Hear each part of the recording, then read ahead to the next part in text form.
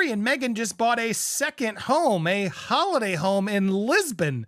How do you guys think they afforded that? Because I got a theory.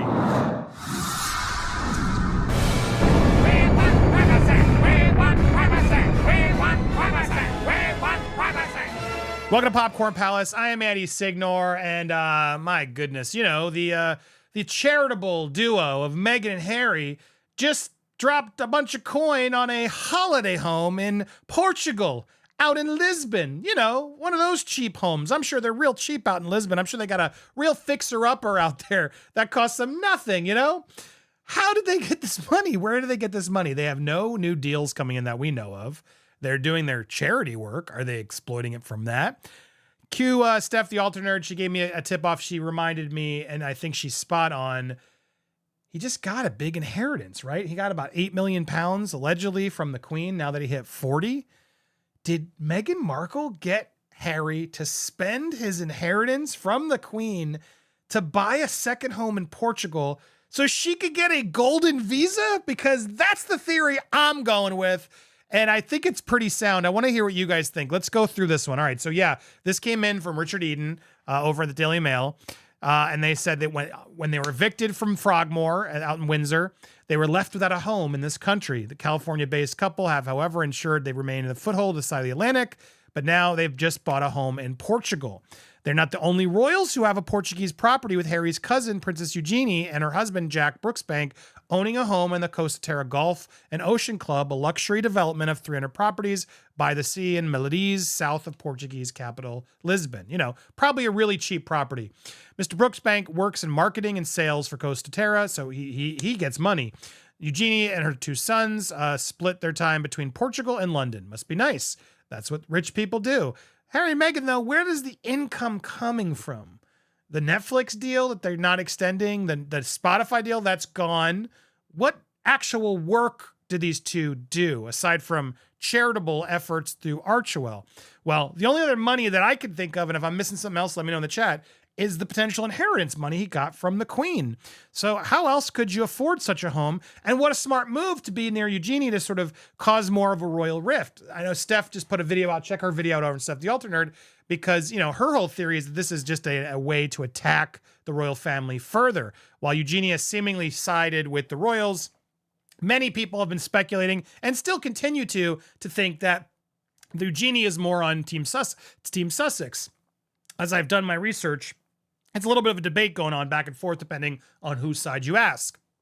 But this move of buying this home definitely is an aim at trying to get them, or at least attempt to make it look like they're on the same team, right? And so the purchase of this home in Portugal may have allowed the Sussexes to acquire a so-called golden visa. That's the other thing that's really needs to be remembered, under which they would have visa-free access to European Union's Schengen area. So basically all through Europe, Italy, Germany, Greece. This golden visa, the European visa, would allow them to go through all these countries and allow Meghan to now get that thing she didn't get before. She originally was going to become a dual citizen of U.S. and British. When the couple got engaged, Kensington Palace said Meghan would get the British citizenship in due course. But the spokesman confirmed she will go through the process, which takes years. Obviously, that never happened. She abandoned the bid to become a British citizen after she and Harry left the country in 2020, 2 years after their wedding. Spokesman for the Sussex has confirmed in January last year that they had been asked by the king to give up Frogmore, which we knew. The 5-bedroom property then was offered to Prince Andrew. But now, you know, they had no other place to go there in Europe. Every time Harry's going out, he's got nowhere to stay. Well, specifically in London, they still don't. But this now buying this home, it's interesting, right? It's interesting theory. So now they previously enjoyed a romantic 3-night breakout in Portugal after attending the Invictus Games in Germany.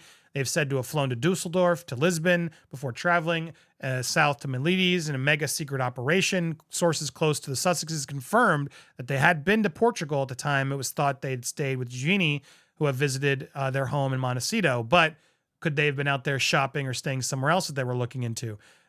Jose Santos, head of the tourism board, confirmed they had enjoyed a short stay at Costa Terra. We have no idea how many people linked to cinema, royalty, arts, design, fashion visit us precisely because they value discreet travel, which is something they find in like nowhere else here in Europe. Here, Costa Terra Golf is owned by the company founded by Mike Meldon, one of George Clooney's business partners. Brooksbank previously worked as a brand ambassador, yada, yada, yada. My point is, you can tell this is just money, money, money. The current home in Montecillo is worth $19.5 million. 7 bedrooms, 13 and a half bathrooms. My God, that's too many bathrooms. A library, a cinema, a gym, a pool, a chicken coop. Why do they need this? Who needs that kind of home? I understand everybody wants to get a big mansion and live in a big estate, but this idea that Meghan and Harry deserve this kind of money, and now on top of that, now we're going to get a second one? Now they're going to go get a second, a resort home to go during the off time, to go celebrate in Lisbon with all the other rich people. How are they paying for all this? I thought they were this charitable group, always showing up to do good. No, they like to show up and spend money and look good. That's what they want. That's part of the problem with these two. I don't like when I see a celebrity like George Clooney, Brad Pitt, Taylor Swift, they work their asses off to make that money. They actually produce and act and do things. They're celebrities. They've earned their status. They worked for years to get to that status and get there.